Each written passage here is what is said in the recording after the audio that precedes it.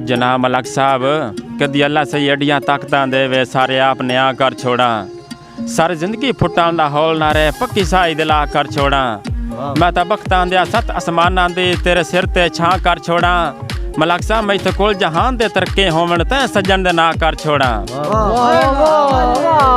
अस्सलाम वालेकुम सज्जनों ब्रावो की हाल चाल है। मैं उम्मीद करे तुसीं ठीक ठाक हो। तुसीं वेख रहे हो टैगराफ न्यूज़ ते अज कुछ असीं तुहानूं मलक जिहड़ा है 9 शेर साढ़े नाल हैं सन ऑफ जो फतेह शेर हैं तो इन्हां नाल असीं गपशप लाने ते इन्हां तो पुछते हैं सानूं की सुणांदे ने। हाँ जी मलक साहब की सुणान लगे हो सानूं? जी जनाब तुसा कोई चीज़ शेरो शायरी आखी या कोई चीज़ और तुसा आखी वो सुनावांगे तुहानूं। जनाब मलक हैबत साहब तुहाडी फरमाइश है कि अल्लाह माफियां देसी सन डर वधा लगदा है साडे नाल तुसीं लड़िया है नहीं साडी गुरबत अपनी अखियां ओ डर महसूस कदी करया है नहीं मजबूर अबरार दी जान दा मसला है सानू पानियों कड़ छुड़िया है नहीं मलक साहब तू भावें ना बुलिया तमें नहीं बुदिरा सी मथे लगन तू रह मंजिया है नहीं। वाह वाह वाह वाह जबरदस्त जनाब जबरदस्त। जनाब मलक हैबत साहब के एक तू बंदा है जेड़ा दे लेना है विड़ियाई दी सख्त सजा है वरना सरकार दे नौकरां विच कायनात च ढेर हया है मेरे ज़हन ते नक्शल कलमे वांगू जेड़े दे गए सबक दना है मलक साहब किसे हिक दा हो के मर वंजना इनू आंदन दर्द वफा है।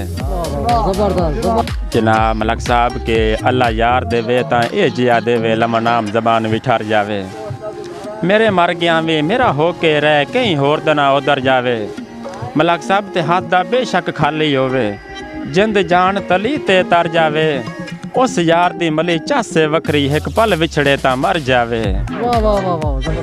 जनाब मलक साहब कि तू किस नाल बोले कोई तेरे नाल बोले उका मैनू मेरी जान पसंद नहीं करे तै ते कोशिश कब्जे दी मैनू रानी खान पसंद नहीं जिवें सहल दे कश्मीर दे लोकां नू हिंदुस्तान पसंद नहीं मलक साहब इंज जेड़ा तेरे नाल होवे मैनू मेरी जान ओ इंसान पसंद नहीं। वाह वाह वाह जबरदस्त बेहतरीन भाईजान। जनाब मलक साहब मलक हैबत साहब के कदी अल्लाह सही अड्डियां ताकतां देवे सारे आप न्या कर छोड़ा सारी जिंदगी फुटां दा हौल ना रहे पक्की साई दिला कर छोड़ा मैं तो बख्तां दिया सत आसमानां दी तेरे सिर ते छां कर छोड़ा मलक साहब मैं तो कोल जहान दे तरके होवन तैं सज्जन दे ना कर छोड़ा। मलक साहब के बंदे संगत निभावन कान बनेंदन तू तरोड़न कान तैयार है मैं तोड़ दे आसरे लई वदा हम मैनू छोड़न कान तैयार है ते मेरे वेख के दर्द मलूटे कपड़े मुख मोड़न कान तैयार है मलक साहब चंगा ठिलिया तेरे आसरे ते मैनू मोड़न कान तैयार है। भाई जी वीडियो चंगे लगे तो चैनल को सब्सक्राइब कर दे मेहरबानी।